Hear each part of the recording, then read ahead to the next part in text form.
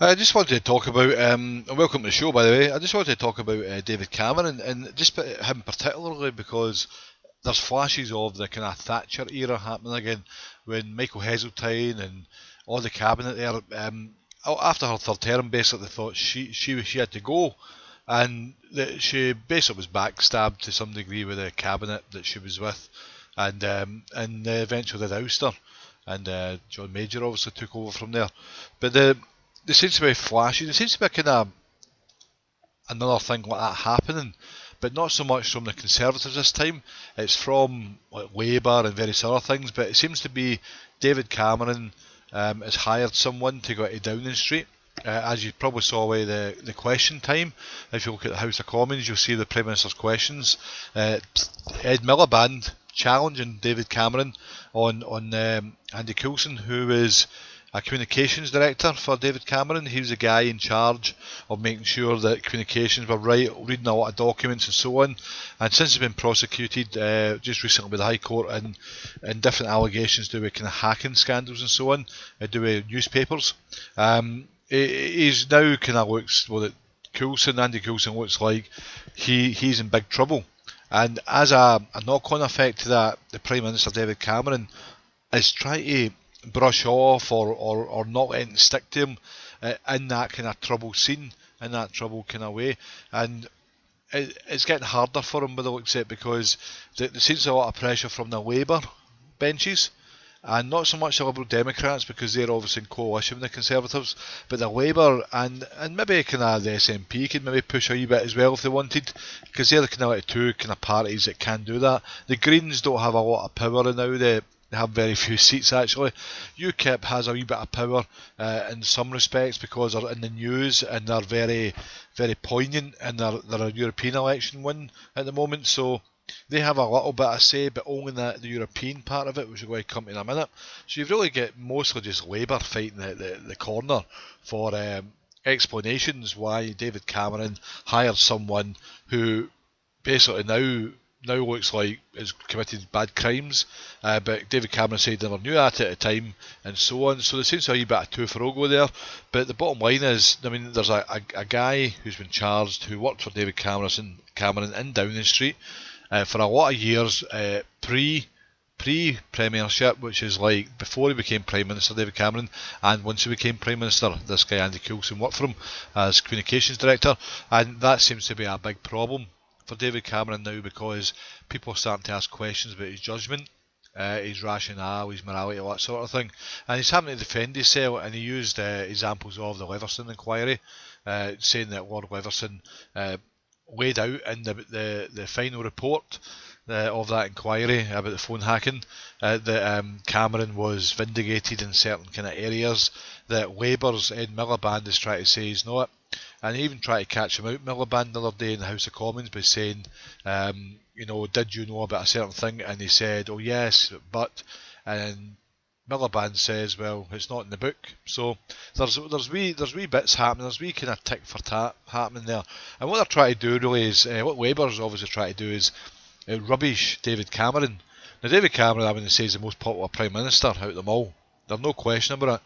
But he is one that's got ism at the end of his name. It becomes an ideology. It's Cameronism. And that Cameronism is basically to do with this big society that he kind of planned, which hasn't really materialised. And the idea was to cure broken Britain, which appears to be more broken in some respects socially.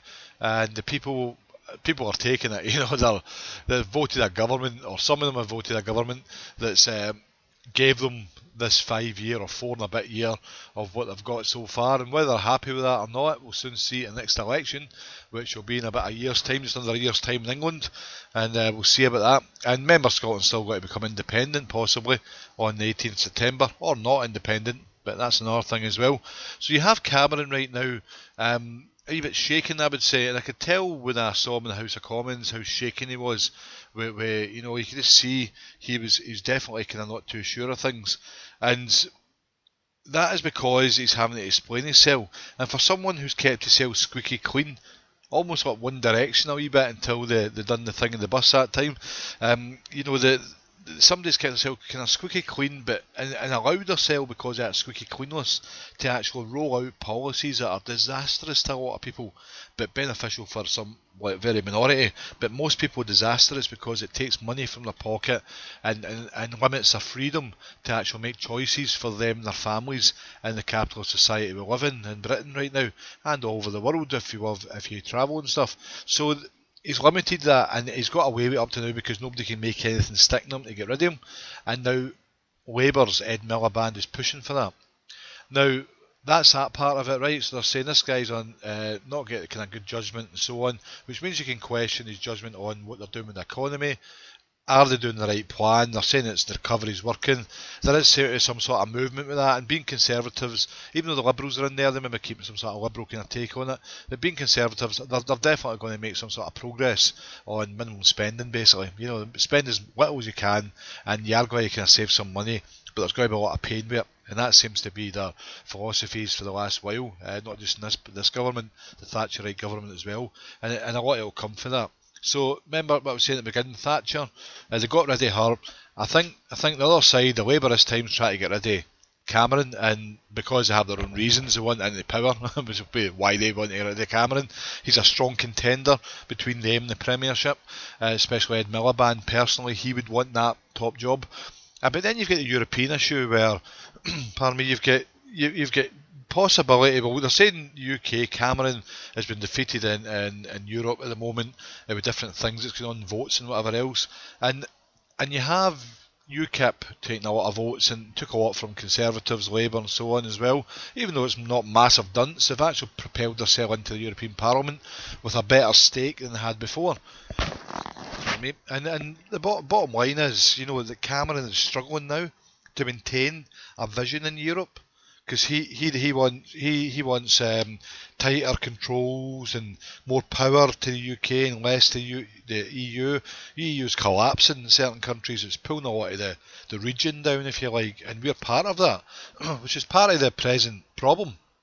You know, if we're constantly feeding money over there and they're making decisions for us based on their problems, then there's no way that we can actually function as an independent country, as Britain in general.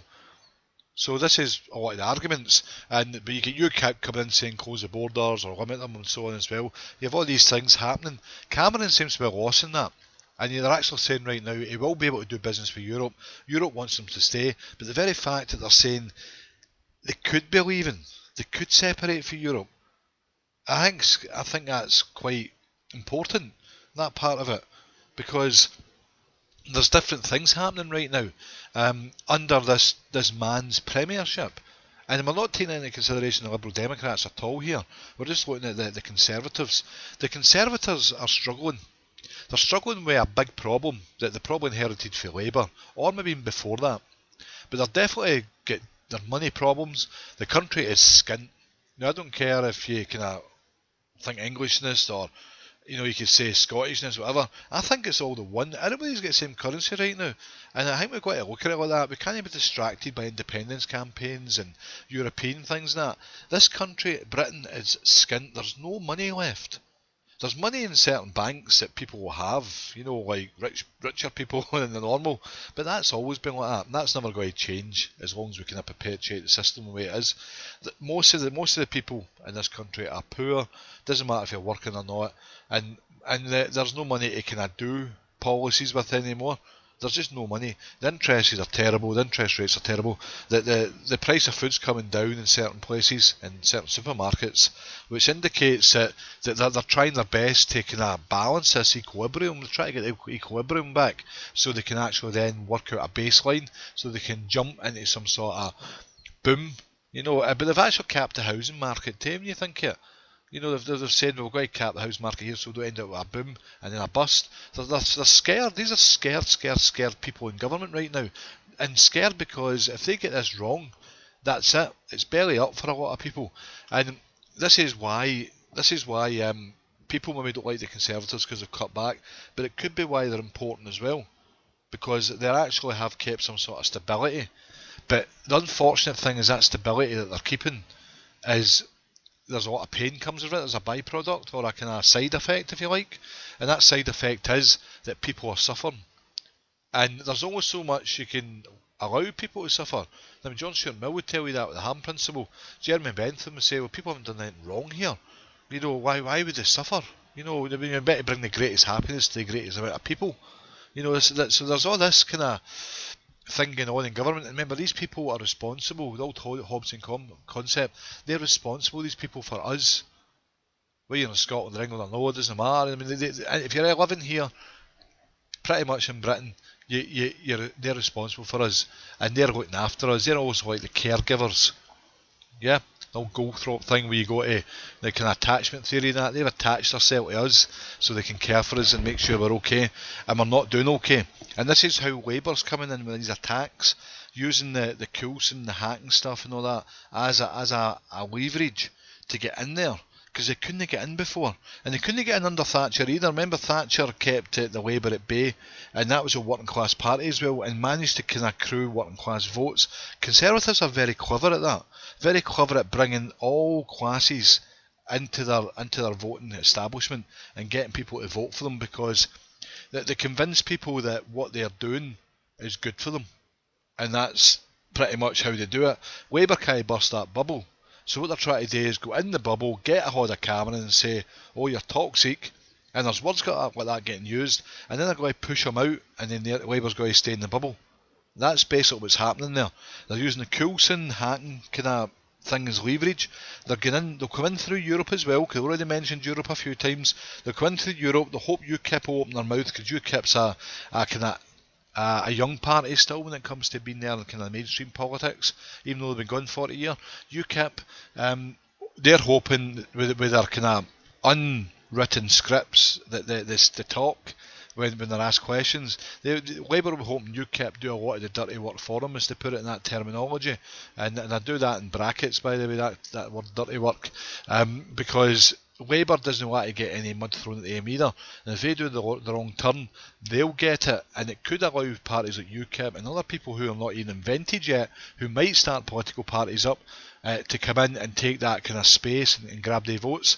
So Labour will hope UKIP will push a lot in Europe and dent the Conservatives a bit.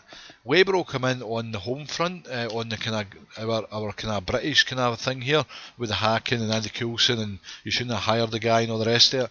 He'll come in at Cameron with that, and the two of them will come with a pincer attack.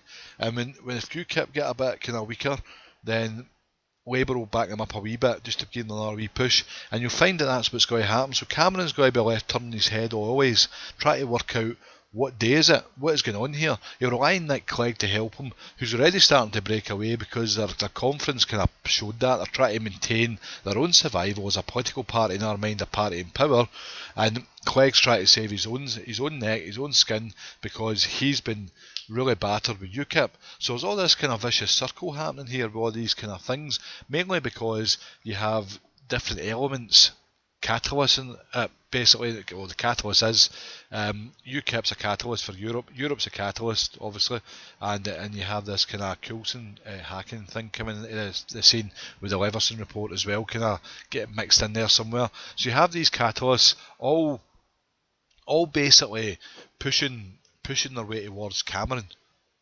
Nobody else. And then you've got the kind of people who would usually kind of spend that quality time with Cameron and back him up. You get people like William Hague, who's distracted right now with this crisis in Iraq and Afghanistan, I think it is, and also they're wanting to go to Syria, this ISIS, as we talked about in our show.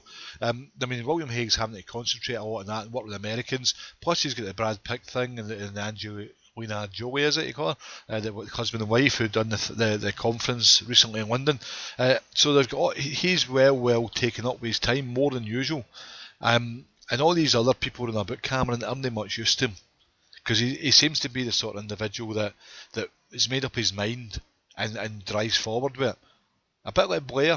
And I think if you even look at examples of, one example would be like when Blair left Parliament, Cameron was the first Tory or the first Conservative to stand up and applaud him, and then wave to everybody to get up off their feet and applaud him as well, because the respect was there. Because basically Blairism New Labour and all that sort of thing did change the way Britain works and functions, for housing associations to the way the voting system is in Scotland, and to the Scottish Parliament, right through to your basic kind of like new schools and so on. So I mean, that guy really did, his concepts and ideologies did mark the UK and the way it is now, and you have David Cameron who'd like to aspire to that.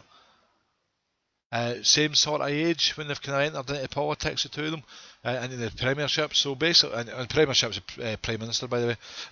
So pretty much, you have him wanting to aspire to that. I would love to get another 2 terms with it, I'm sure, because he's young enough and he could retire when he's mid-50s and go and do some speeches like Blair done. Whether he does that or not, I'm not sure, because I don't think he's got the same charisma as Blair had. Blair was a very good politician, and Cameron recognises that. And I think that's why Cameron strives forward and tries and does it himself sometimes, and tries to look good and doesn't try and make sure nothing sticks to him as well. Because remember, the Iraq War stuck to Blair because of his relationship with Bush. So you have all this thing, happening. I'm just trying to psychoanalyse it a wee bit as well, and what could be with the kind of thoughts with Cameron by comparing it to Blair. And I'm trying to use the Iraq thing that stuck to Blair to show that that Cameron doesn't want anything sticking to him. Because he knows that the minute something sticks to you, the timer's on, you're on your way out of Downing Street. And it happened with Brown. Brown get called clumsy and all the rest of it, and sure enough, he sat in a car and he talked about the lady that he went to see, and he had his microphone on and he talked about it and he says, don't pair me up with her, and so on and so on. What was that woman talking about and whatever, and he called her a bigot, and that was it. So Brown was already over the minute he said that, and it was heard live on air by mistake. So that just added to his clumsy kind of Mr. Bean type persona that the people had painted for him, and it made him look so stupid. And basically what's happened here is that Cameron is now getting some mud thrown at him. It depends how Teflon he is, how good can he rub it off and it just slides off him, or is he stuck with that? Is he stuck with Andy Coulson hacking thing, which isn't going away in the press? And if it's so, that's the first done. That's the first punch he's had, really, if you like, from the establishment, which is like the UK. Yeah, not just Miliband, but from the people. And the people are looking for an excuse, I would say, to actually have one backing them, because the policies he's put forward are quite bad and ruin some people's lives, and have ruined and still ruining some people's lives. And then you have the Europe thing with UKIP, and they're saying as UKIP, the next party, could they win an election and so on. Farage and the Conservatives, like Farage and Cameron coalition, there's possibilities, there is possibilities, and the fact that could be mentioned in the 21st century is quite incredible as well, especially after, like I was talking in the last show about the First World War, Serbia and all these countries, Austria-Hungary and so on, who are now part of, like, I think a lot of them are part of the EU or the European Union, and can quit our country quite easily. And 100 years later, we're allowing a party called UKIP to come in to separate that, to stop that movement, that free flow of kind of trade movement and the kind of rapport with Europe. And that's interesting, isn't it, how the 100 years we haven't really learned anything when it comes to the people in power. They've not really took a full example and a full kind of lesson, if you like, from the last 100 years, because there's still kind of traits of separation, segregation, labelling theory. If you remember the labelling theory, you label people, then you pigeonhole them, so you have that kind of positive halo or a negative halo, which is like good first impressions, good or bad first impressions, develop a kind of an idea then what you have as a thing in front of you, whether it's a person, object, whatever, or environment, and that's what's happening here. You have different ideologies coming in, and the different ideologies are given different perceptions, given different personas, first impressions, whatever it may be, and then people are getting interpretations, and that's how people are jumping to UKIP. That's how people maybe vote for Conservative, people vote for Labour, Liberal and so on. You get that voting alignment kicking in, rupture crystallisation stuff and so on. So it's interesting how Cameron now is the one who's getting attacked, and it's going to be interesting to see where that goes, because the elections are preparing for the next 10 months, I think it is now. I think it's about 5th of May, the election in England. If that happens, and like the Conservatives don't get in, and Cameron's still in leadership, they would actually then regret that, the Conservatives. So they might try and get rid of him before that, before maybe the next couple of months. And what you would have then is you'd have a new leader, and you say, we're a new type of Conservative, we would like in power, we don't want a coalition, we want to go full power, and that gets rid of the Liberals who are weak. That then takes care of UKIP a wee bit, because they would look a force, and it also nullifies or dampens down or dumbs down Labour, who already have the blame, the mud stuck to them for the deficit we're meant to be in. So it's interesting how all this stuff's unfolding. If you ask me, did I think Cameron can survive? Right now I think he's in sticky situation, because he's in a situation where he has made a couple of judgments that are maybe not quite right. It looks that way anyway, and I'm sure that he's a very moral and correct person, and I think he is actually. I think he's a true professional in some ways too, and a good politician as a professional. Don't agree with a lot of stuff he does, but that's just politics. But certainly, as an individual, he seems quite okay that way. He seems quite morally kind of standing. I think being a politician, will have his bad habits as well, and I just wonder if that bad habit has actually went into something bigger, or just a lack of concentration. Because certainly he's hired somebody that had tar or mud already stuck to him, and with rumours. And I think if something's got rumours, then you have to clear it up before you go any further. And whether he's done that or not, nobody knows yet. But if he's not done it, then he's in trouble. If he has done it and he's ticked all the boxes, then he's not in trouble, because he's obviously done everything by the book. And maybe the system needs to kind of configured so that that doesn't happen again. So I think that's where he stands. Labour, possibility they'll come into power, because it's at a time now where the country's in such a mess. There's more working class than there is middle class, really, so kind of like upper class. So you really need that working class party to come back in and try and rekindle the hopes, dreams and so on of the working class people. So it's quite interesting how it goes. UKIP, I don't know, they might get some power because people want to cancel out Europe a wee bit. Some people, because they think Europeans are taking the jobs in the UK. But yeah, then you have the kind of spanner in the works is independence on the 18th of September in Scotland. In 10 weeks' time, if Scotland becomes independent, the UK totally reconfigures. There's a big thing happening there. It could be probably the biggest blow to anybody, and the big blow to Cameron, because he watches Scotland on his shift. And then you have the hacking thing on top of it. Then you have, the European thing, and anything else that comes along with it. That could be it. That could be him gone, and somebody else takes his place, which sets the English election up with a new Conservative leader running for a Prime Minister in 2015. So I think there's a interesting kind of circle there, and the Liberals I don't think will make any ground. I think they'll lose a lot of seats in the next election. I think they're over already, and they'll take a long time to build, maybe 30 years to build, 20 years. So David Cameron versus politics. I think the politics are winning right now. I think one man can't stand up to the establishment. I think he's doing well, but with his professionalism and his skill that he's got to just keep standing and keep going, and I just think it's going to be interesting to watch. So we'll do another show on it in maybe another month or so, and see what it takes. See what's took to it, and see how it all unfolds, and take it from there. Thanks for listening. Remember to check out the People's Book, which is changing, maybe into a political party. It's www.thepeoplesbook.co.uk. People's Book's all one word, and you can check that website out. And remember to check out as well the Radio Time Machine Awards, which are on Radio Time Machine website, www.radiotimemachine.co.uk, and go to awards and you can vote. So thanks for that, and see you later. Bye bye.